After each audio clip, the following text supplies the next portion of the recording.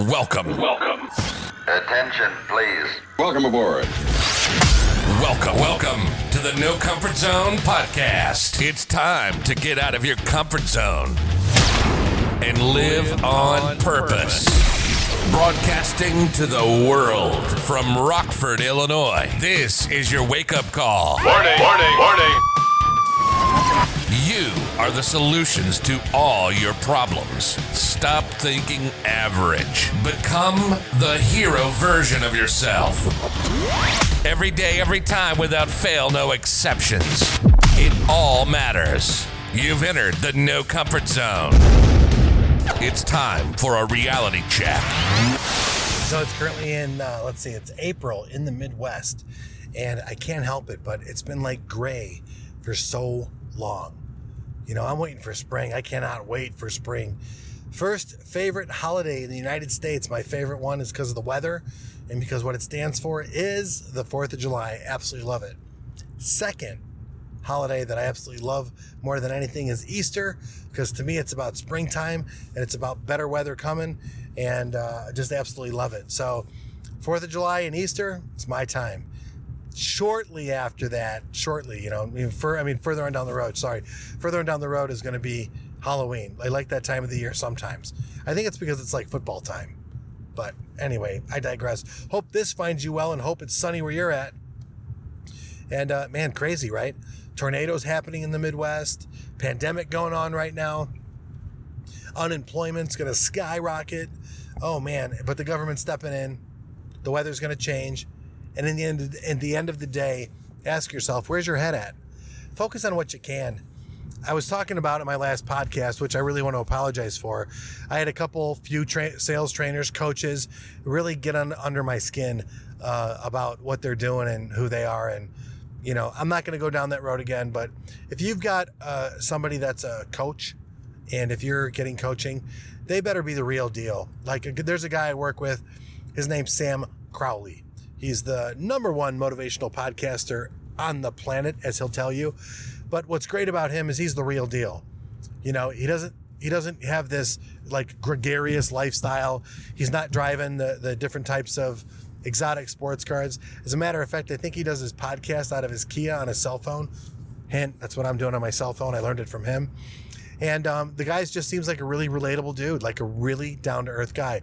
Never met him in person, but he just seems like a really good guy. And he's helped me get from point A to point B. And now I'm at point B, and he's helping me get to point C. At the end, that's what you want a coach to do, right? That's it. Get you from point A to point B. Can the person help you to get from point A to point B, and can they do it ethically? That's the problem I have with what was going on in the last podcast. I'm not going to beat a dead horse on it anymore. I said some things maybe I regret, but I'm going to send it out anyway because I don't want to call anybody out that bad, but I am calling them out. Here we go again, right? So be careful who you spend your money with. So this podcast is brought to you by Pain and Discomfort. Get out of your comfort zone so you can live on purpose. So again, I have this podcast for a couple different reasons. One, it's called therapy for me. I get a chance to talk to you while I drive home from work and express myself in a positive manner to hopefully motivate and inspire you to get you out of your comfort zone so that you can truly and really start living your life. And that's what I'm talking about, living your life, getting the most out of it, enjoying your life, enjoying the people that are around you. Really starting to look at opportunities all around you, regardless of what the weather's like, regardless of what's going on in the economy, still be having an opportunity to look at the positive side of things. It's been told to me you can't teach somebody how to sell. That's crazy. I can teach the best introvert in the world how to sell. And we're going to use that being an introvert as a strength. We see it all the time, right? There's so many different things that you can do when you look at things the right way. And the test of your character really comes down to this, in my opinion. So I called those people out the other day. What are you going to do with it now that I've called you out? And if this message speaks to you and you feel like I'm calling you out and I don't know you, it's definitely not you, because the 5 people I'm mentioning, 4 of them I've met.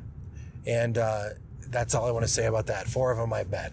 So what I want to share with you on something else on a different level is, don't you think about it that all the adversity that you've gone through your life at this point, don't you think that at this point in your life, you remember those times And you remember how you felt after the adversity, when you persevered, when you overcame, when you handled it, when you conquered it? Do you remember that, how you felt? And do you remember the version before? Do you remember the version after? That's all the no comfort zone blueprint is for me. I looked at myself before a problem. I looked at myself in the middle of the problem, and I looked at the consequences of my decision, good or bad. Most of them were bad. And I look at myself and why did I make those decisions? That's all it was.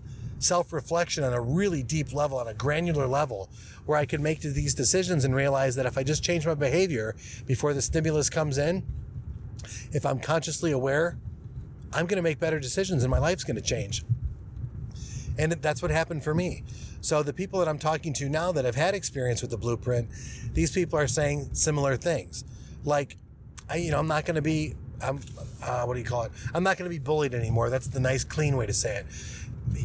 I'm not going to be someone's bitch anymore. I'm not going to be beat up anymore. I'm not going to be picked on anymore. That's what's happening from people that go through the blueprint.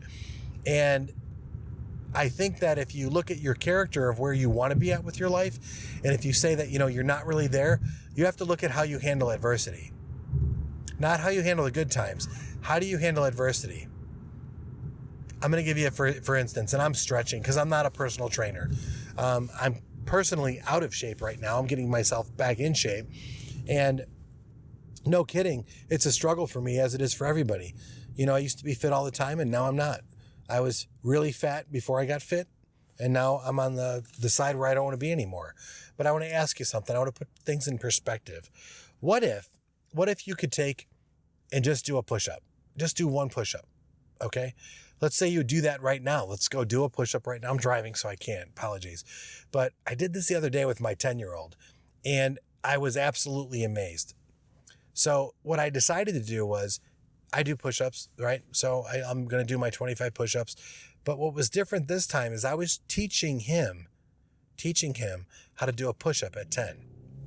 And due to bone structure, due to body mass, due to strength, due to just being uncomfortable doing a push-up, he had a hard time doing a push-up the correct way. So I kept showing him how to do the push-up the right way, and then he got it the right way. And I'm proud to say that he went through it, he got it done, and he did some really good push-ups, okay? But then I decided, what if I did a perfect push-up?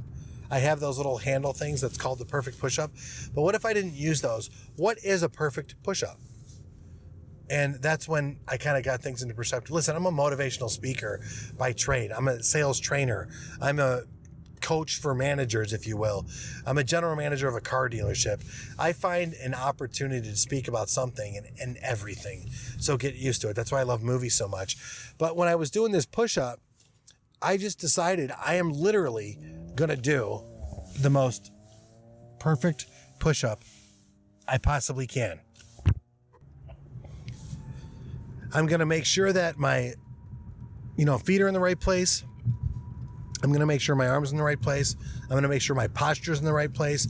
And the push-up that I'm going to do, I'm going to go down slow. Let's say for maybe a 3 count. And then after my 3 count, I'm going to explode to the up position. And I'm going to squeeze really hard on the muscles that I'm focusing on. And then I'm going to come all the way up. I'm going to hold it and squeeze. And then I'm going to squeeze on the way down on the negative. And I'm going to touch the floor. And then I'm going to explode up, right? And then I'm going to lock in place and I'm going to squeeze again.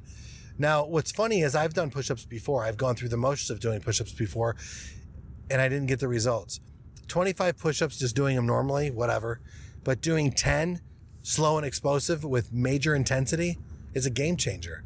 Well, that's a lesson in push-ups. And again, I'm not a personal trainer, but I'm using the experience that I incorporated, I think, every single fiber of muscle in my body, in my chest, in my shoulders, and in my triceps, even in my back a little bit, which is kind of weird, and my stomach.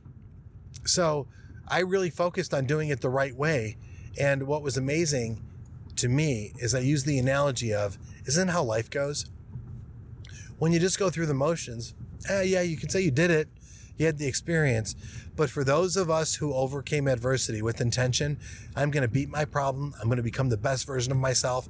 I'm going to show all these naysayers how wrong they absolutely are. I'm going to prove to everybody, including myself, that I am right. and that this is my time, when you do that and you know how victory really feels, man, it's amazing. It is absolutely amazing. Going through the motions, you're not going to get very much out of it. You really won't.